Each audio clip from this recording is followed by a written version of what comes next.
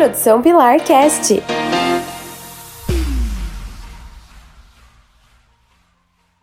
Professor Marcelo Bellini, Filosofia.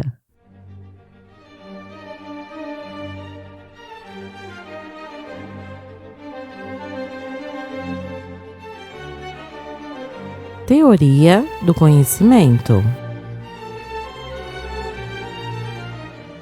Saudações, meus queridos alunos da Escola Pei Odilon. Como vão vocês? Quero desejar logo de cara bom dia, boa tarde, boa noite, boa madrugada para você que está me ouvindo agora, sabendo que esse recurso auditivo aqui a gente vai utilizar como uma forma de aula, né? Ou seja, esse podcast é voltado para essa semana de semi-quarentena ou isolamento social preventivo, onde vocês estarão em casa desenvolvendo atividades acadêmicas em prol a toda a nação, certo? Pensando, lógico, no sentido coletivo. Deixa eu só avisar que esse pequeno podcast, essa pequena aula aqui, terá a produção e o apoio cultural do Pilarcast. O Pilarcast aí, como vocês sabem, tem o Leitão, tem o Chicão, tem o Jefão e a triste pessoa que vos fala, professor Bellini, certo? Então esse podcast especificamente é para as aulas de filosofia, tanto do primeiro, segundo, terceiro ano, certo? É lógico que eu vou exigir uma coisa mais introdutória nas primeiras séries, uma coisa mais elevada nas segundas séries, e na terceira série, aí o bicho pega. E aí a gente vai com tudo, certo?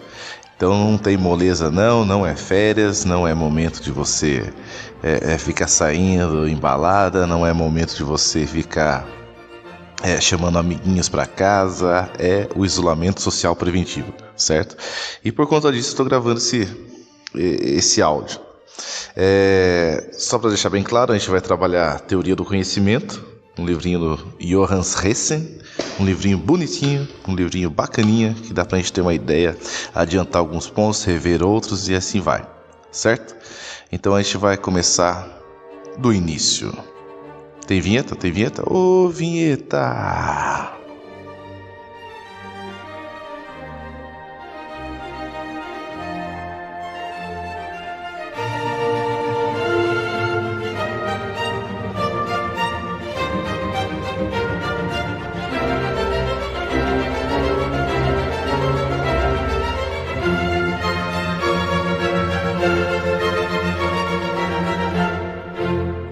Parte 1. Vamos lá então. Teoria do Conhecimento, Johannes Hessen, esse livrinho que eu tenho é a edição de 1999. E o autor começa de forma bem simples o livro, explicando o que é basicamente a filosofia, quais são algumas vertentes filosóficas, tal. O cara vai desde a etimologia da palavra filosofia, que vem do grego,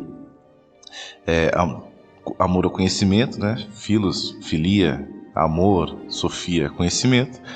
E ele vai logo em seguida explicar o que é uma teoria do conhecimento ou o que é a teoria geral do conhecimento. Ele fala assim: a teoria do conhecimento, como o nome já diz, é uma teoria, isto é, uma interpretação, uma explicação filosófica dos conhecimentos humanos. Ou seja, a grande verdade é como a gente chega a conhecer aquilo que a gente conhece, como a gente chega a pensar aquilo que a gente pensa, como a gente chega a refletir sobre aquilo que refletimos e como refletimos a partir daquilo que vivenciamos, experienciamos, certo? Esse livro nasce de umas aulas que ele deu na Universidade de Colômbia e é um livro bastante pertinente para a nossa área. Ele logo após... ele vai falar das possibilidades de conhecimento. Eu quero me prender a duas que eu já passei, já comentei em aula, principalmente com os primeiros, né, que é a questão do empirismo, né, que é todo conhecimento gerado a partir de experiências humanas, né, através dos sentidos, e o racionalismo, de onde o conhecimento provém da razão, certo? No empirismo, né, empíria em grego significa experiência, a gente tem David Hume como filósofo clássico dessa área. A gente tem John Locke, né, que vem falar que o ser humano é uma folha em branco que vai sendo preenchida através das experiências. E do lado racionalista, temos quem? Temos René Descartes, certo? Então isso daí seria a base inicial aí das possibilidades do conhecimento. Depois disso vai começar a dar uma complicadinha, e não é tão complicado assim, porque a gente já faz isso o tempo todo, buscando hipóteses, buscando refletir sobre alguns fenômenos que acontecem dentro da história do próprio conhecimento humano, e agora só estamos afunilando ele com a questão da teoria do conhecimento.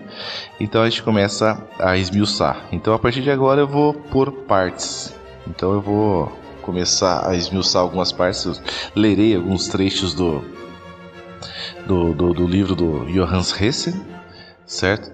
E aí acho que vai facilitar um pouco essa questão toda, certo? Vamos lá então.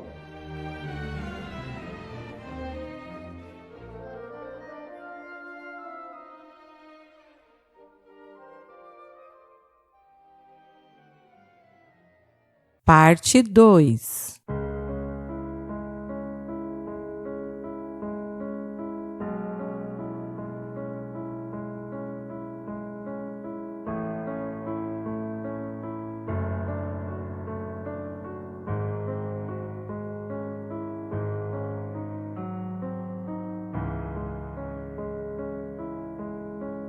Bom, o autor coloca para esse problema do conhecimento, né?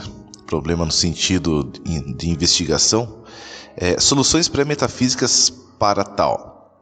Ele começa com duas soluções bem bacanas, que vale a pena a gente dar uma estudada posteriormente, uma discutida posteriormente, até mesmo em aula, apesar de a gente não se apegar tanto a esses temas no currículo oficial, mas é legal porque acaba permeando, querendo ou não. Então ele fala assim, duas soluções possíveis, só que essas soluções são pré-metafísicas, né? Eu não vou me atentar muito à terminologia voltada à metafísica, porque teremos aula só para isso, então é tranquilo. Ele fala assim, o primeiro ponto a ser analisado é o objetivismo. O próprio nome já lembra o quê? Já lembra objeto, né?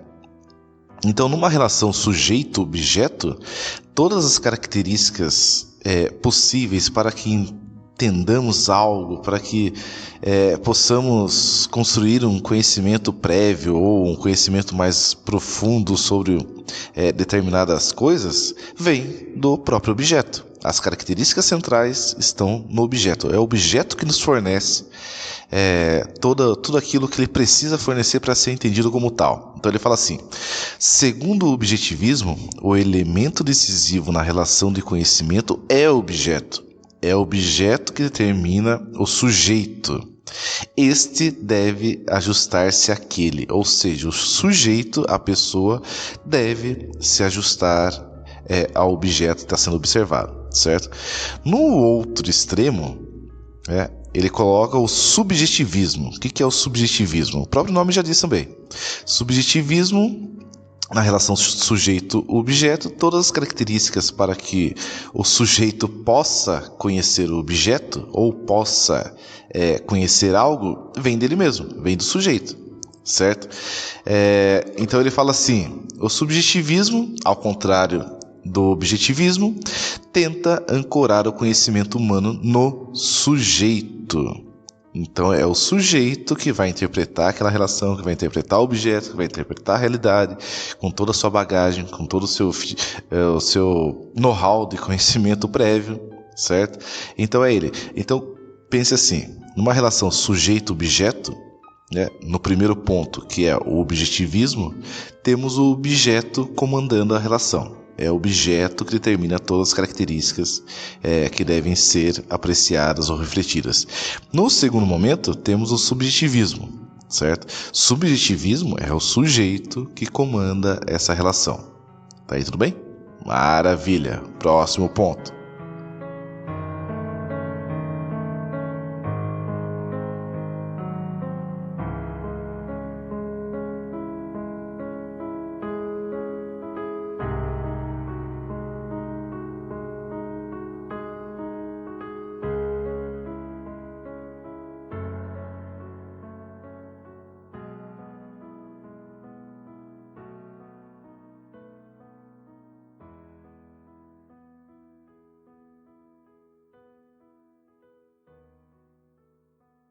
Parte 3.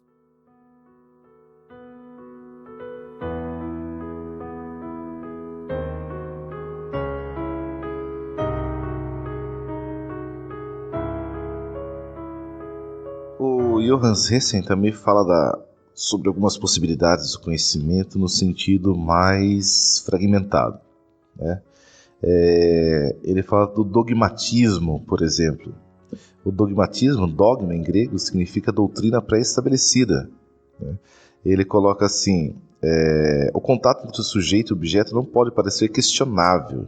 Ou seja, existem certas doutrinas, certas coisas, certas regras, certas estabilidades existenciais, até mesmo isso, que não podem ser mudadas.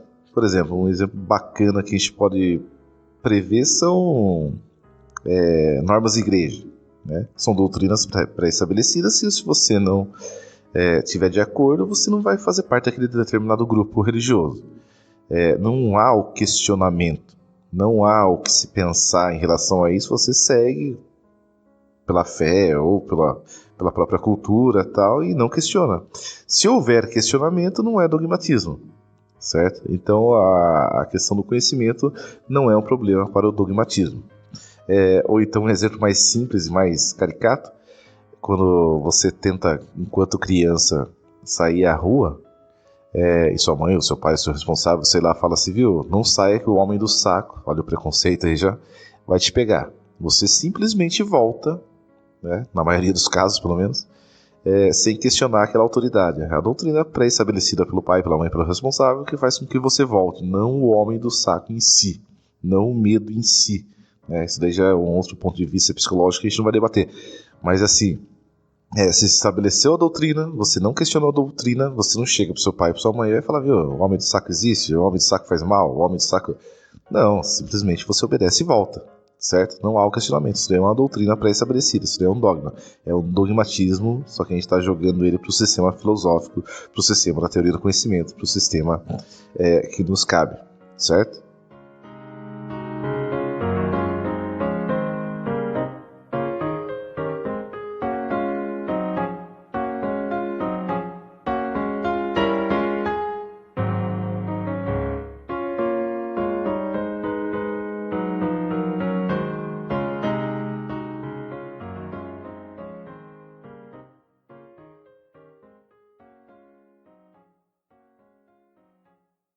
Parte 4. Bom, por outro lado temos o ceticismo, certo? No ceticismo, a dúvida é colocada em primeira mão, em primeiro plano. A dúvida é o elemento principal. Você não aceitar aquilo que é posto para você de forma imediata, como acontece no dogmatismo. Então, o ceticismo, você, uma pessoa cética, por exemplo, pode passar a duvidar de certas estruturas do próprio conhecimento.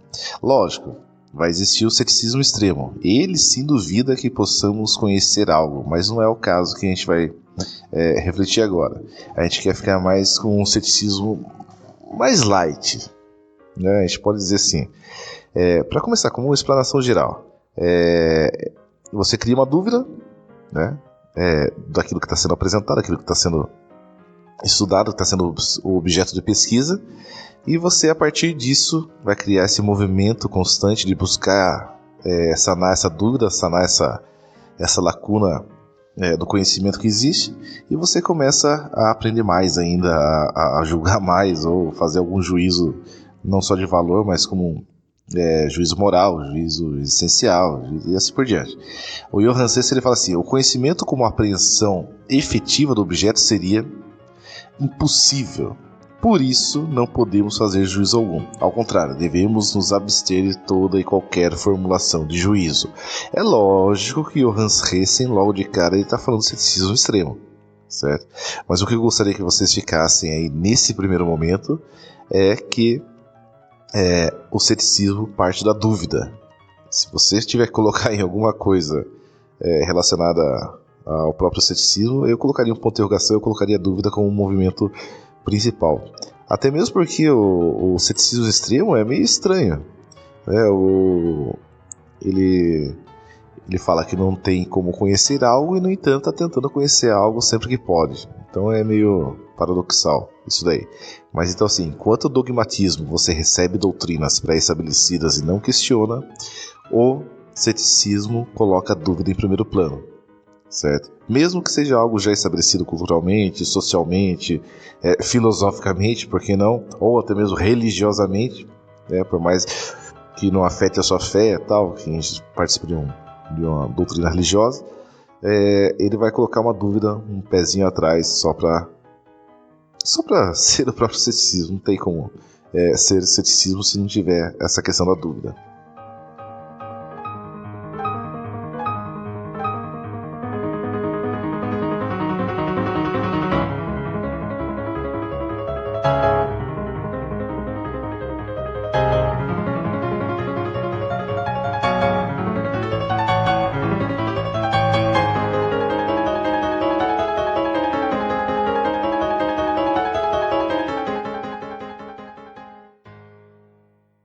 Parte 5.